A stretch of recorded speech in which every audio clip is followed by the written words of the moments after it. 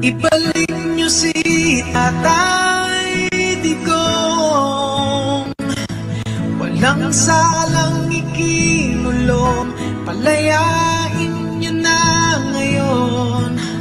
Ibalik Gong, walang salang ikinulong, palayain niyo na ngayon.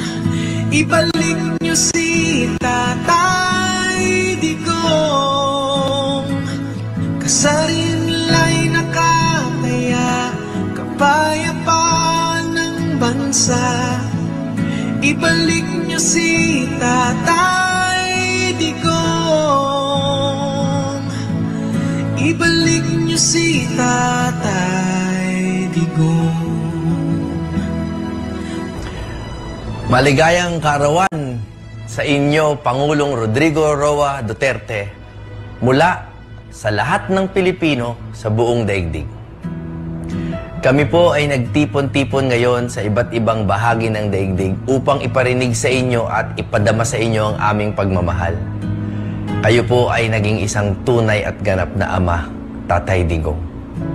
Ganap na ama na nagmahal, nagturo, nagdisiplina, at nagtanggol. At ngayon po, sana sa pamamagitan ng aming pinagsamang boses, kayo naman po ang aming maipagtanggol.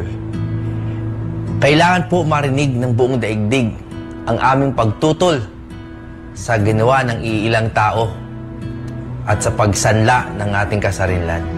Ngunit hindi po kami nababahala. Tapos na po kaming lumuha.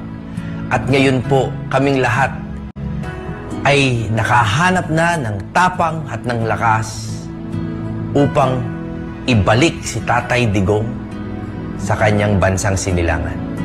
Ang regalo po namin, bukod sa pagmamahal, ay ang aming boses na pinagsama. Maririnig po tayo ng buong daigdig na bumabati ng happy birthday kay Pangulong Duterte at ang aming boses na sumisigaw na hindi tayo saklaw ni numan. Ang Pilipinas ay sa Pilipino at si Pangulong Rodrigo Roa Duterte ay sa amin.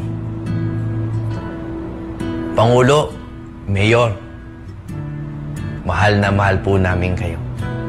Sana po damang-dama ninyo ito ngayon sa inyong kaarawan. Happy birthday to our dear friend, our mentor, our father, and the one true President of the Republic of the Philippines, Rodrigo Roa Duterte. Ibalik niyo si Tatay